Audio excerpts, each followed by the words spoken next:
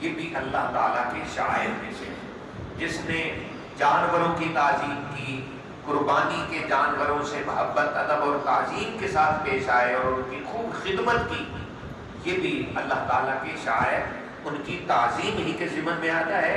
یہ بھی اللہ تعالیٰ کی طرف سے وہی لوگ کرتے ہیں جن کو اللہ تعالیٰ نے اپنا تقویٰ اور خوف خدا عطا فرمایا ہوتا ہے۔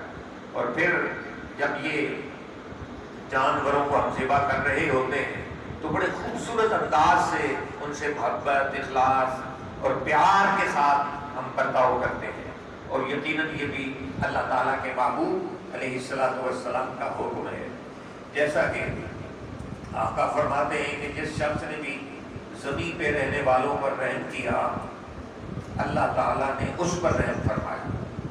من لا یرحم لا یرحم، جو زمین پہ رہنے والی مخلوقات کی تعظیم اور حرمت نہیں کر سکتا، ان پر رحم نہیں کرتا، اللہ تعالیٰ فرماتا ہے ہم اس پر بھی رحم نہیں فرماتے۔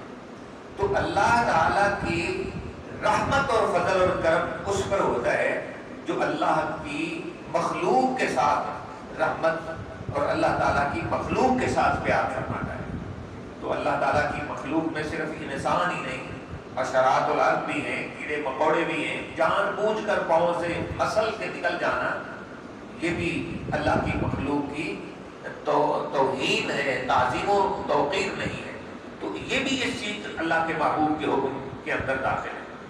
دیکھیے پھر کہ جب جانور بندہ ذبح کرتا ہے تو یقیناً ہر شخص، انسان بھی موت سے ڈرتا ہے اور جانور بھی موت سے ڈرتے ہیں۔ اسی لیے آقا نے فرمایا کہ جب ایک جانور کو ذبح کرنے لگو تو دوسرا اس کے سامنے نہ ہو، وہ پردے میں ہو، تاکہ اس کو یہ احساس ہی نہ ہو کہ اب میری باری بھی آنے والی ہے۔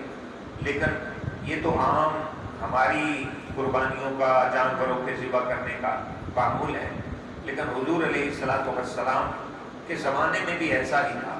دیکھیے جب حضور قربان کرتے تو یقیناً جانور خوش ہوتے۔ ایک دفعہ ایسا ہوا کہ 7 اونٹ حضور نے ذبح فرمانے تھے، تو سارے ایک لائن ہی میں کھڑے، تو آقا نے جب چھری اپنے ہاتھ میں رکھی تو قربان جائیں آقا کی جانوروں پر بھی شفقت پر کہ اب موت سے تو ڈرنا چاہیے، لیکن ادھر ہر اونٹ اس لیے تیار ہے کہ وہ کہتا ہے کہ سب سے پہلے مجھے ذبح کیا جائے۔ وہ آگے آگے بڑھ رہے ہیں کہ مجھے ذبح کیا جائے، مجھے ذبح کیا جائے۔